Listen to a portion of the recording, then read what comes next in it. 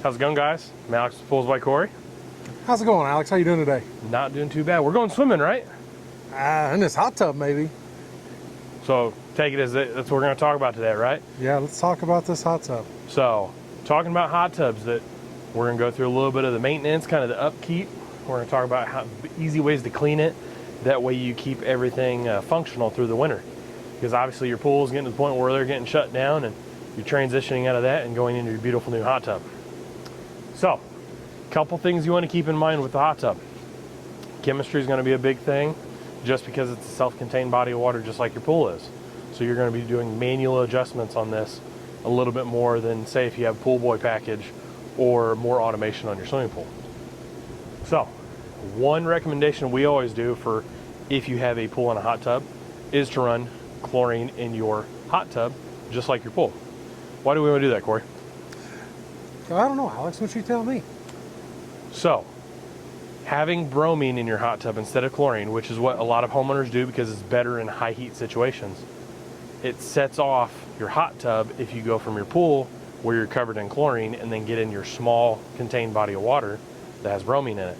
It makes your chemistry go crazy and out of whack, and it makes the water nice and gross a whole lot quicker than if you operate on the same sanitizer.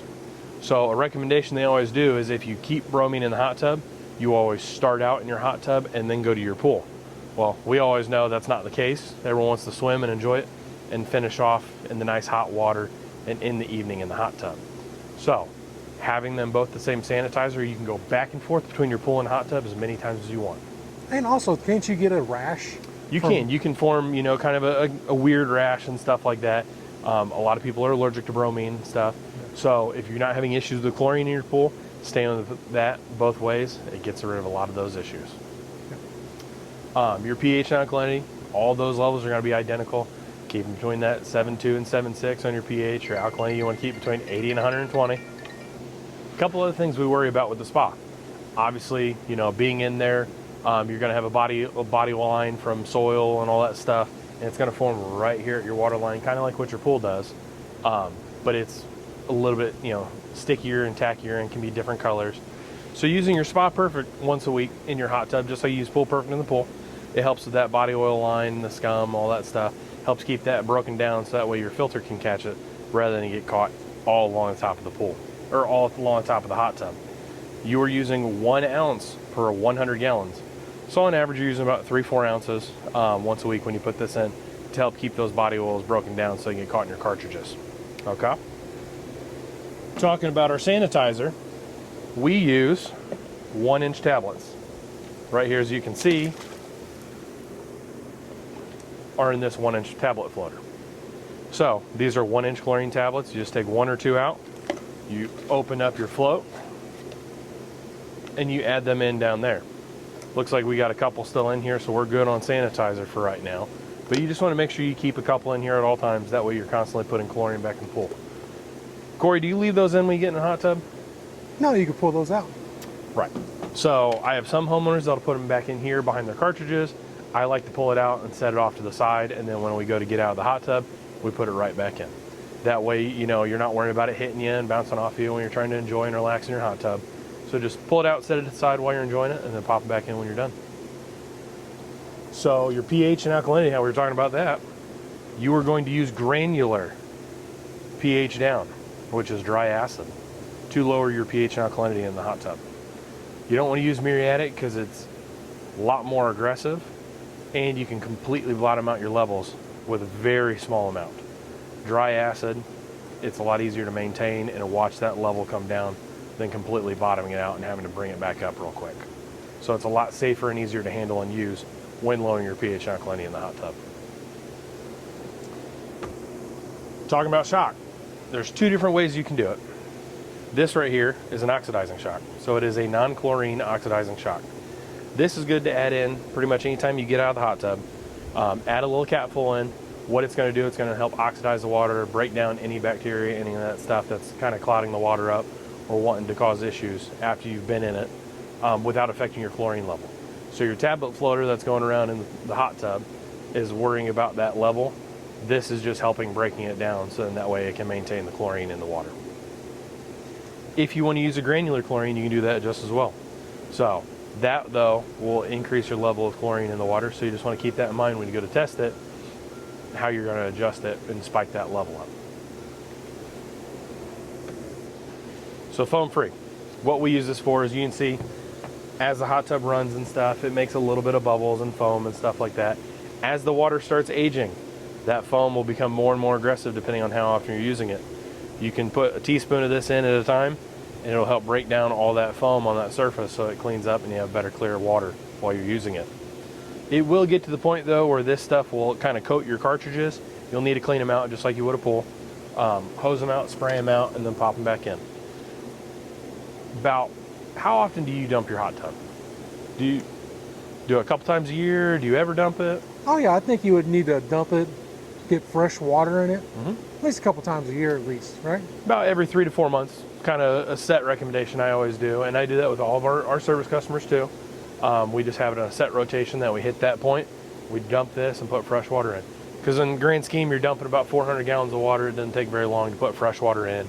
It's good to cycle it because obviously, like I said, if you're using it, you're adding body oils and contaminants and stuff to the hot tub at all times.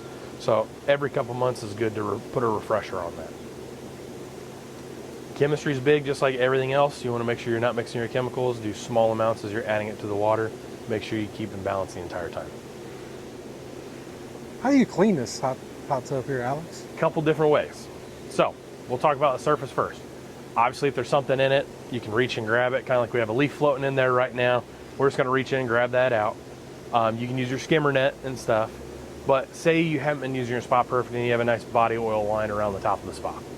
You can take your pool brush or a small bristle brush just like this, a handheld, and go right along that water line around the entire hot tub, cleaning it off. So you don't want to use something really hard and aggressive because you can wind up scratching and stuff like that. So you want a nice soft bristle brush going around the whole hot tub on that water line, cleaning it off. Cleaning the bottom. So obviously we don't have a hose we can set up like you would a pool. They make battery powered ones. They make all different shapes and sizes of these when it comes to cleaning and vacuuming the pool or the hot tub. They make a stick version of this. This is a little bit bigger one called the Pool Blaster Catfish. This is one that we use on service when we're cleaning up hot tubs and stuff like that. It is a rechargeable battery. This will actually go on the end of a telepole, so that way you can get to the very bottom without having to be in it. But if you're in it and you see something, you can reach down and get it. All you have to do is hit the on button. It kicks on. We get it in the water. And then we just go over the bottom of any area that has anything built up in it. Any fine debris from, your feet getting in, all that.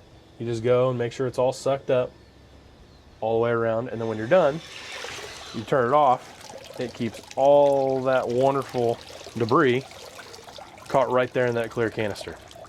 And then you just dump that out every so often, and then you just recharge it when you need to. So these are real handy when you are trying to clean your spa. So, like I said, they make a bunch of different kinds. You can get a manual one that's a stick, that's a little pump. They have a small AA battery powered one too. So it's all kind of what fits your needs and what budget you want to spend on kind of one of those to clean it up, but they have just about anything you can need. Perfect. What are you guys waiting for? Call us today. See you later, Alex. See you on the next one. So we're going to do a quick rundown of our features on this pin pad. Your two circles to the right of the display are your jets. So you have jet 1 and jet 2, and that is going throughout the entire hot tub for where each one's running. Along with that, you have diverters. The diverters are on top of the hot tub wall, and when you spin them, it will either reduce the flow or increase to different areas. So if you want more jets or less jets, you turn that diverter and open it up more. Just like these fountains that just turned on. You also have lights in your hot tub. That is the button immediately to the left of the display. And it turns the light on in the bottom of the footwell. And light 1 is that light. Light 2, if you have that option on there, are your diverter lights. And in that area too, you can see and change all the different colors of the rainbow And you can see that light right down there is kicked on right there. And it's a color LED, right? It is a color LED. You can get a whole bunch of different colors. They have a whole rainbow color show. Just about anything you could want with a hot tub on your lights. All in that little menu right there. There's your, you turn your heat up and down.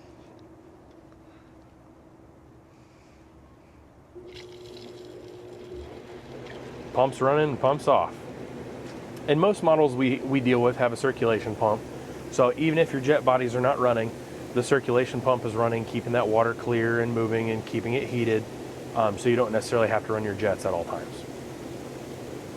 Talking about your filter cleaning on your hot tub. So, just like a pool, we have filters in this that have to be cleaned out every so often. So, right here, let me get that out of our way, you have a little gray flap that exposes 2 cartridges down in here. These cartridges do need to be cleaned from time to time. They are a spinning twist lock cartridge. So you will unscrew it, and you can see right there, those are the threads to get these cartridges out. Now, just like your pool, we do not clean these with a pressure washer. You can soak them in a chemical cleaning agent or clean them out with your garden hose. But do not clean it with a pressure washer because you can destroy these pleats on this system. So you have 2 of them. Both of them are a screw, and they can go in either side. So it does not matter. You don't have to worry about numbering them or putting them back in the same spot. It's just 2 identical cartridges. If you are having trouble keeping the water clear and your chemistry spot on and it's not super old, pretty fresh water, a lot of times you're having an issue with your cartridge. Pop them out, give them a nice good clean, put them back in and shock the water. So as we go to put these back in, we just hold the flap down, we line it up with the threads, and you will spin it back in finger tight. You do not want to crank these down very hard. They just need to be snug in that housing. Let me get the second one in. And on our particular brand, you do not have to turn the hot tub off either to do this.